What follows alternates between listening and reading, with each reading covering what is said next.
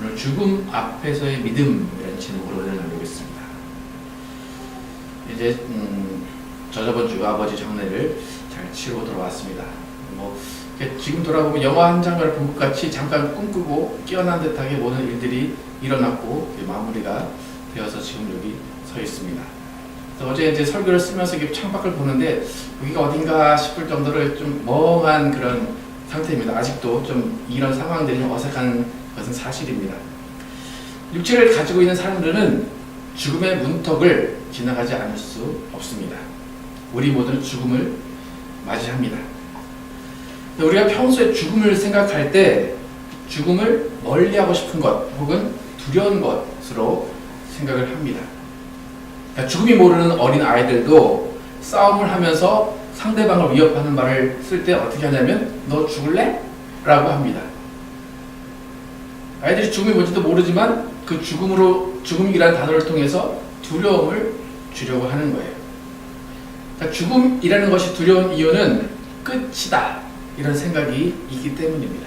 내가 너를 끝낼 거야 그런 의미로 위협을 하는 거예요.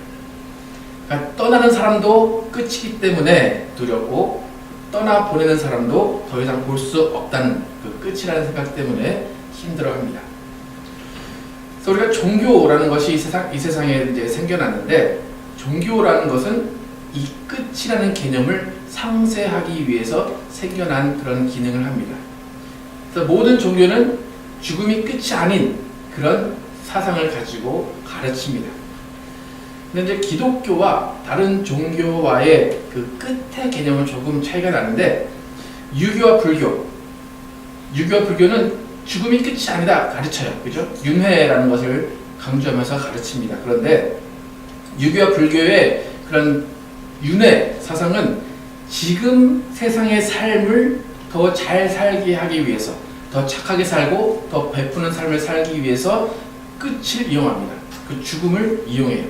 그러니까 죽음 후가 있다 얘기는 하긴 하지만 사실상 죽음 후의 삶에 대해서 구체적으로 얘기하는 게 아니라 죽음 후의 삶이 있기 때문에 지금 삶을 더 잘 살아라 착하게 살아라 그렇게 이야기합니다.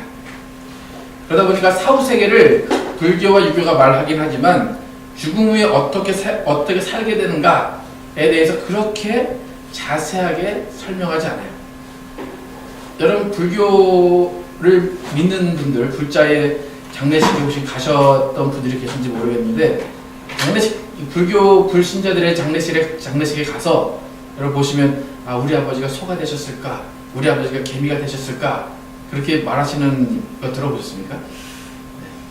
죽어서 어떻게 될까에 대해서는 이야기하지만 그렇게 자세하게 궁금해하지도 않고 그것을 되게 중요하게 생각하지도 않아요.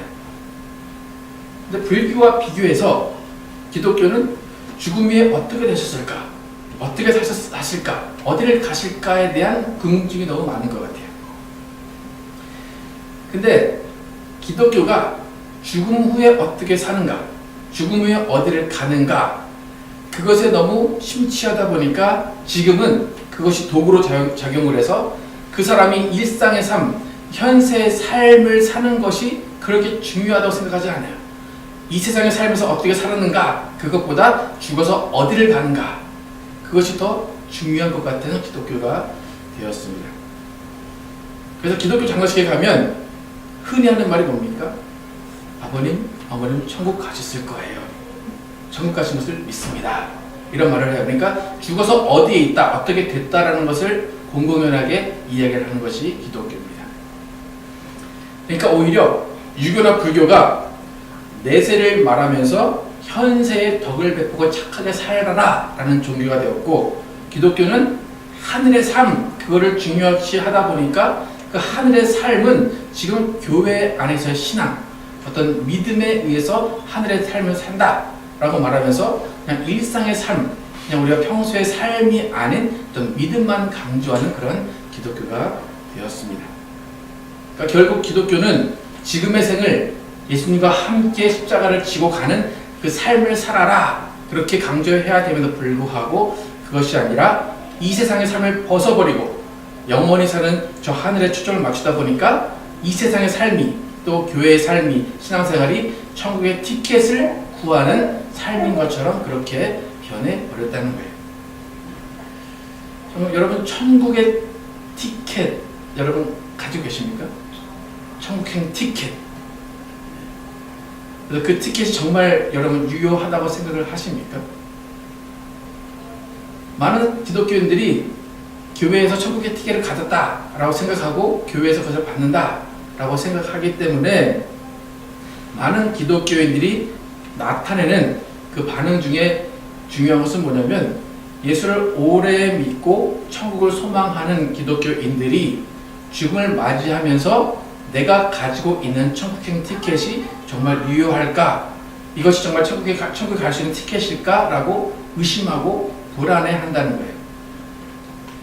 그래서 죽음 앞에서 유교나 불교 신자들은 그렇게 불안해하지 않아요.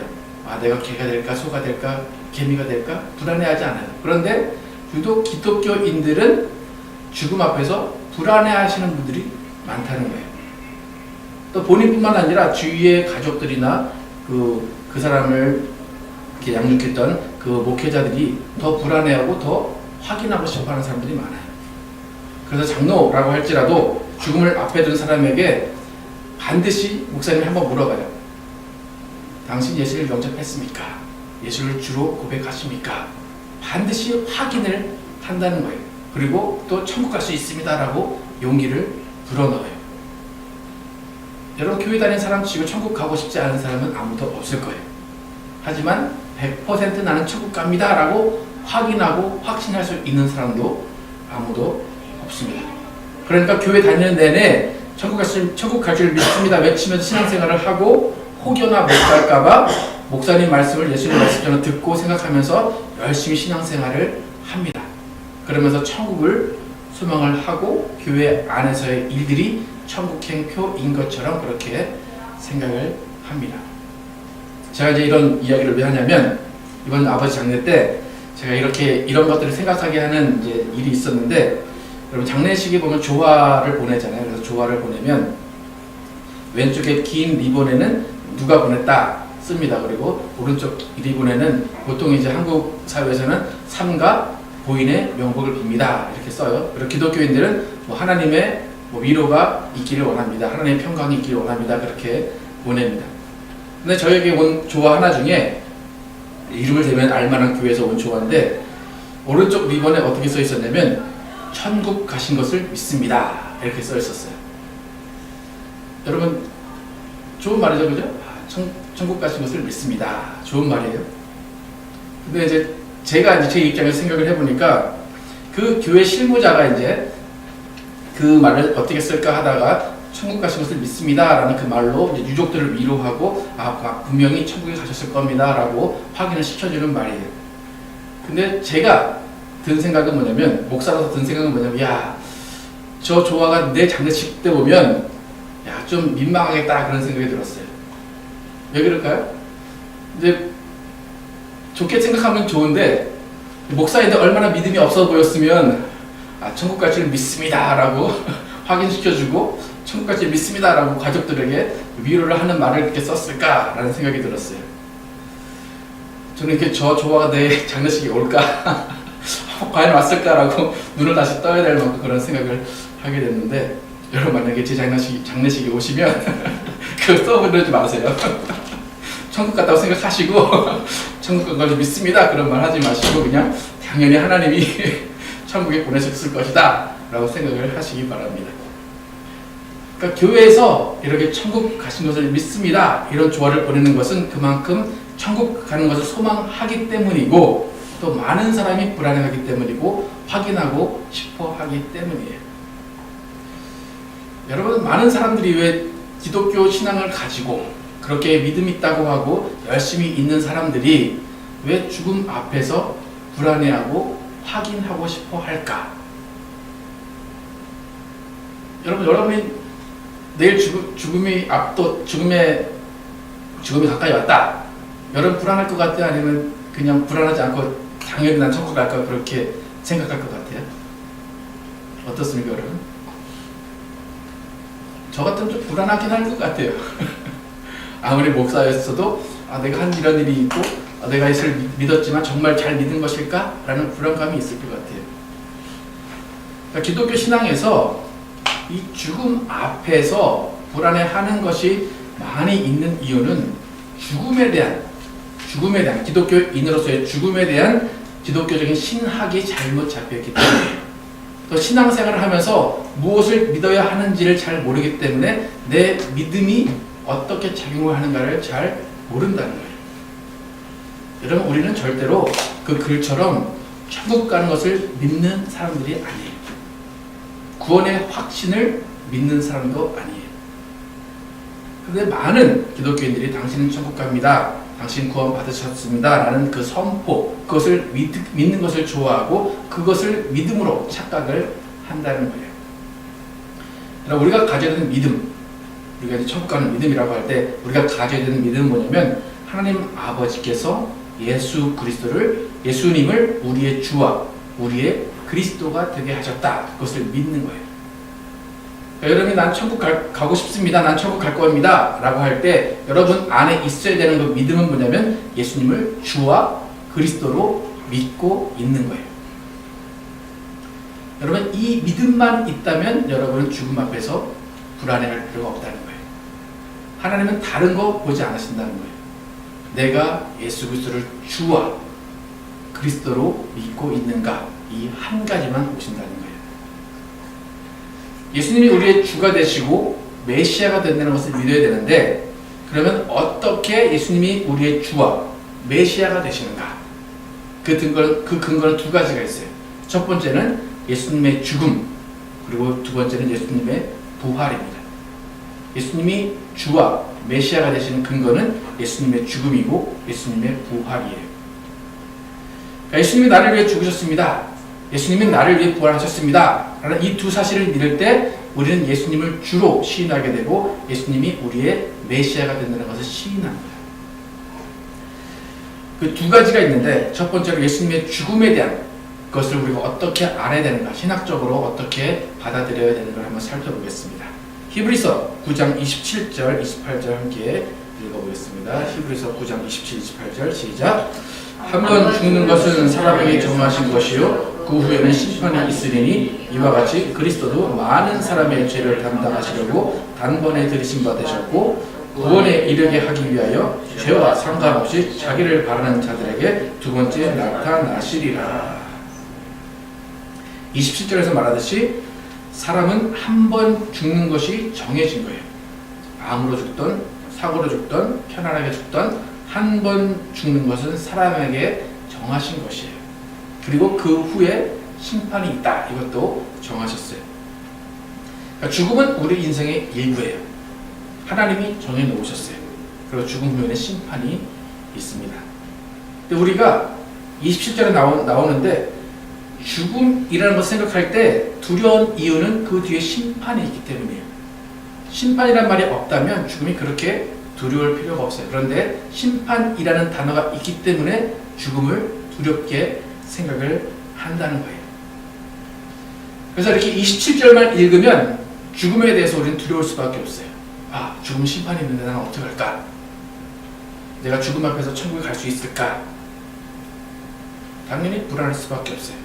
하지만 우리의 죽음, 그 앞에 예수 그리스도의 죽음이 계셨기 때문에 우리는 죽음의 순간에 불안해할 필요가 없다는 거예요. 28절에서 예수님의 죽음은 단번에 사람들의 죄를 짊어지신 죽음이라고 말합니다. 예수님도 인생에 계셨어요. 그렇기 때문에 한 번 정해진 죽음을 예수님은 당하셨어요.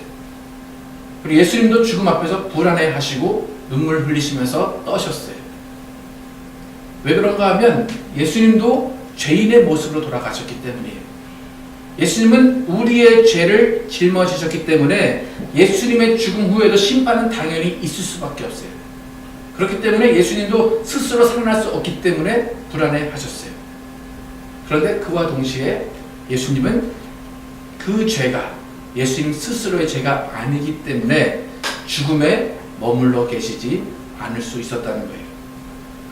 28절 후반에 많은 사람들을 구원에 이르게 하기 위해서 죄와 상관없이 자기를 바라는 자들에게 두 번째 나타나시리라 말이에요.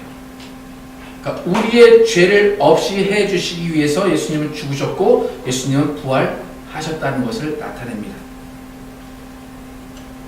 여러분에게 만약에 죄가 있다, 예수를 믿었는데도 여러분에게 죄가 있다, 그럼 여러분의 죽음은 불안할 수밖에 없고 여러분의 죽음은 심판에 이를 수밖에 없어요. 하지만 예수님이 먼저 우리를 위해서 우리의 죄를 다 담당하시고 돌아가셨기 때문에, 또 죽으시고 부활하셨기 때문에 우리는 우리 죄와 상관없다고 그러죠. 28절에 죄와 상관없이 예수를 기다린다. 예수님의 부활로 우리도 예수님과 함께 부활할 것을 죄와 상관없이 기다릴 수 있다는 거예요. 그러니까 우리가 믿어야 되는 이 두 가지, 예수는 주시오, 예수는 메시아다, 이것은 예수님이 우리를 위해 죽으셨고 예수님이 우리를 위해 부활하셨기 때문에 우리는 예수를 믿을 수 있고, 우리는 예수를 주로 믿고 메시아로 믿은 그 믿음으로 우리는 죽음 앞에서 두려워할 필요가 없고 우리는 예수님과 함께 부활할 것이다 라는 거예요. 오늘 읽은 본문은 베드로가 이제 성령을 받고 예수님의 부활을 보고 이제 성령을 받고 그 다음에 나가서 전파하는 내용이에요. 이 전파하면서 이제 3,000명의 그런 회심자를 이제 본 그런 설교 내용입니다.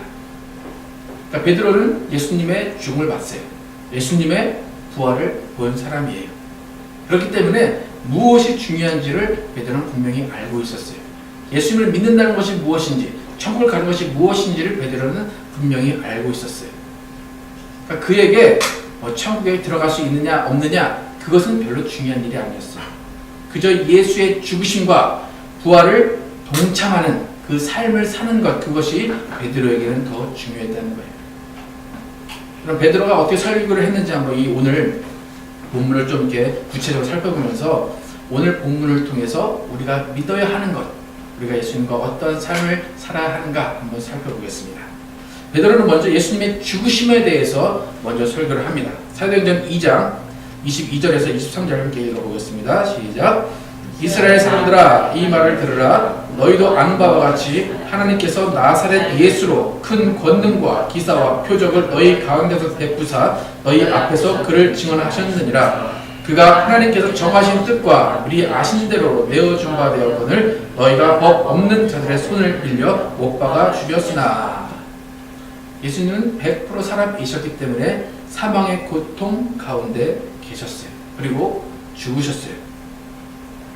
하지만 예수님은 사망에 매여 있지 않으시는 분이기 때문에 100% 하나님이셨기 때문에 하나님 아버지께서 사망의 고통에서 풀어서 살리셨어요.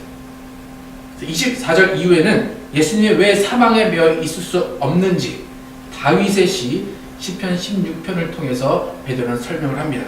24절에서 27절 함께 한번 28절 읽어보겠습니다. 시작. 하나님께서 그를 사망의 고통에서 풀어 살리셨으니 이는 그가 사망에 매여 있을 수 없었음이라. 다윗이 그를 가리켜 이르되 내가 항상 내 앞에 계신 주를 배웠으며 나로 요동하지 않게 하기 위하여 그가 내 우편에 계시도다. 그러므로 내 마음이 기뻐하였고 내 혀도 즐거워하였으며 육체도 희망에 거하리니 이는 내 영혼을 음부에 버리지 아니하시며 주의 거룩한 자로 썩음을 당하지 않게 하실 것임이로다. 주께서 생명의 길을 내게 보이셨으니 주 앞에서 내게 기쁨이 충만하게 하시리로다 하였으므로. 이 시편 16편은 다윗이 예수님을 예언한 장면이에요. 예수님의 죽음, 예수님이 어떻게 부활하시는가, 예수님은 왜 죽음에 머물러 계시지 않으시고 부활하실 수 있었는가, 그 예수님의 죽음이 우리에게 어떤 영향을 미칠 수 있는가를 예수님의 예언을 통해서 이야기를 합니다. 그리고 이 다윗이 어떻게 그런 이야기를 하게 됐는가, 그 역사적인 근거를 29절 이후에서 쭉 말합니다. 29절에서 36절 쭉 읽어보겠습니다. 시작. 형제들아, 내가 조상 다윗에 대하여 담대히 말할 수 있노니 다윗이 죽어 장사되어 그 묘가 오늘까지 우리 중에 있도다.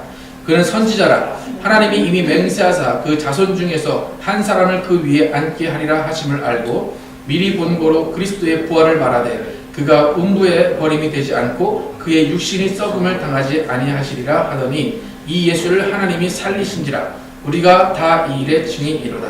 하나님이 오른손으로 예수를 높이심에 그가 약속하신 성령을 아버지께 받아서 너희가 보고 듣는 이것을 부어주셨느니라. 다윗은 하늘에 올라가지 못하였으나 친히 말하여 이르되 주께서 내 주에게 말씀하시기를 내가 내 원수로 내 발등상이 되게 하기까지 너는 내 우편에 앉아 있으라 하셨도다 하였으니 그런즉 이스라엘 온 집은 확실히 알지니 너희가 십자가에 못 박은 이 예수를 하나님이 주와 그리스도가 되게 하셨느니라 하니라. 베드로는 이 말씀을 통해서 다윗의 말씀을 인용해서 예수님의 부활을 이야기합니다. 예수님의 부활은 그가 음부에 버림이 되지 않고 그의 육신이 썩음을 당하지 아니하리라.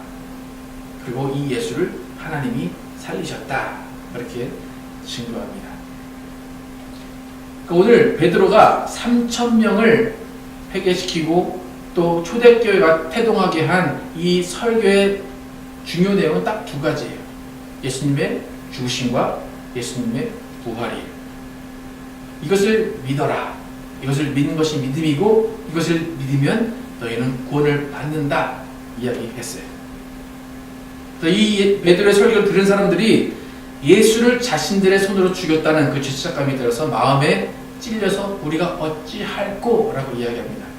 37절에서 41절 보면 그들이 이 말을 듣고 마음에 찔려 베드로와 다른 사도들에게 물어 이르되 형제들아 우리가 어찌할꼬 하거늘 베드로가 이르되 너희가 회개하여 각각 예수 그리스도의 이름으로 세례를 받고 죄의 사함을 받으라. 그리하면 성령의 선물을 받으리니 이 약속은 너희와 너희 자녀와 모든 먼 데 사람 곧 우리 하나님이 얼마든지 부르시는 자들에게 하신 것이라 하고 또 여러 말로 확증하며 권하여 이르되 너희가 이 패역한 세대에서 구원을 받으라 하니 이 말을 받은 사람들은 세례를 받으며 이날에 신도의 수가 3,000이나 더하더라. 이 짧은 설교, 별 내용 없을 것 같은 이 짧은 설교지만 이 설교 안에 예수님의 죽음과 부활이 들어있고 이 설교를 들은 사람들이 그들의 마음에 찔려하고 그들이 회개하고 세례받고 그들이 교회 안에서 성도의 일을 감당하게 되었다는 거예요.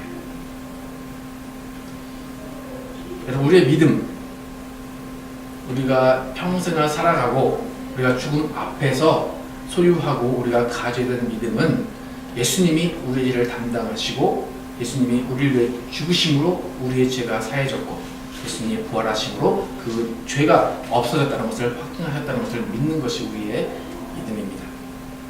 그래서 우리는 어떤 죽음을 맞이하든 간에 그 죽음은 하나님이 정하신 한 번 죽음이에요.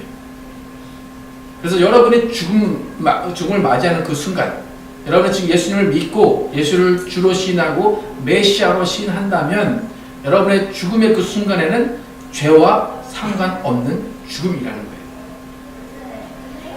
여러분 많은 사람들이 또 특히 기독교인들이 암에 걸리거나 여러 가지 큰 사고로 죽는 그런 경우에 자신이 믿음이 없어서 그렇다고 생각하는 사람들이 많아요. 그래서 목사들이 신방을 가면 목사님 제가 믿음이 없어서 이런 병이 걸렸어요. 믿음이 없어서 제가 낫지 못하는 것 같아요. 그렇게 말해요. 근데 그렇지 않다는 거예요.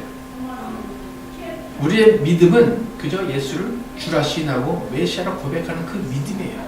하나님은 그거 하나면 충분하다는 거예요. 비록 하나님이 그들을 낫게 안 하시고 그들을 내버려 두실지라도 하나님은 그들에게 어떤 다른 책임을 묻지 않으신다는 거예요. 그럼 우리는 예수 그리스도를 하나님이 우리에게 보내셔서 그를 죽이시고 부활하게 하셨다는 그 하나님의 선하심을 믿는 사람들입니다. 여러분 하나님의 선하심, 하나님의 인자하심 정말 믿으십니까? 여러분에게 영원히 하나님은 선하신 분이고 하나님은 정말 인자하신 분임을 믿으십니까? 우리는 하나님이 선하신다는 것을 알긴 하는데 때로는 우리의 죄 때문에 우리의 잘못 때문에 하나님의 선하심을 인정하지 않을 때가 있어요. 나의 믿음이 너무 약해요. 난 너무 나쁜 짓을 많이 했어요. 그런 것 때문에 하나님의 선하심을 인정하지 않을 때가 있어요. 그렇기 때문에 우리의 죽음 앞에서 오히려 하나님이 두려운 분으로 인식이 된다는 거예요. 오늘 베드로가 다윗의 시 시편 16편을 인용했는데 다윗의 시 23편에는 다윗이 이렇게 얘기해요. 내 평생의 선하심과 인자하심이 반드시 나를 따르리니 내가 여호와 집에 영원히 살리로다. 여러분 다윗도 믿음의 사람이었지만 누구보다도 많은 잘못을 저지른 사람이에요. 그러나 그가 믿었던 것은 뭡니까? 내 병생의 선하심과 인자심이 반드시 나를 따를 것이다. 나는 예수를 주로, 예수를 메시아로 인정하는 그 믿음에 있을 때에 하나님이 나를 선하심과 인자심으로 나를 이끄실 것이다. 우리가 믿어야 하는 것입니다. 여러분, 우리는 예수님의 생애를 통해서 우리가 예수님과 함께 죽고 예수님과 함께 부활하는 것을 믿을 수가 있습니다. 많은 기독교인들이 불안해하는 이유는 뭐냐면 예수를 주라 시인하지만 예수를 주로 모신 삶을 살지 않았기 때문에 불안한 거예요.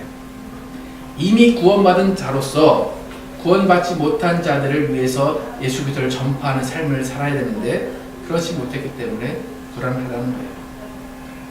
그러니까 교회 안에서 다 죽음 앞에서 불안하다 보니까 아까 말씀드린 대로 천국 가신 것을 믿습니다. 자꾸 그렇게 되뇌면서 자꾸 확인시켜주는 것이 필요한 기독교가 되어버렸습니다. 여러분, 예수를 주와 메시아로 믿으십니까? 예수님은 우리의 주인이시고 예수님은 메시아로 이 땅에 오셔서 이 땅을 회복시키십니다. 그렇기 때문에 우리는 천국 가는 것에 대해서 죽음 앞에서 두려워할 필요가 없다는 것입니다. 그래서 우리는 예수님의 죽음, 예수님의 부활이 나와 상관이 있고 내가 예수님의 부활과 예수님의 죽음에 동참한다는 것을 믿고 신하면 되는 것입니다. 그래서 죽으시고 부활하신 예수님, 그 예수님께 여러분의 인생을 맡기시기 바랍니다. 그분께 여러분의 모든 것을 내어드리시기 바랍니다. 그리고 메시아로 오신 예수님을 믿으셔서 이 땅에서 하나님의 나라 백성으로서 세상에 착한 일을 행함으로 메시아를 전파하시기 바랍니다. 무엇보다도 예수님을 알게 하신 하나님 아버지의 선하심과 인자심을 경험하시고 누리시기 바랍니다.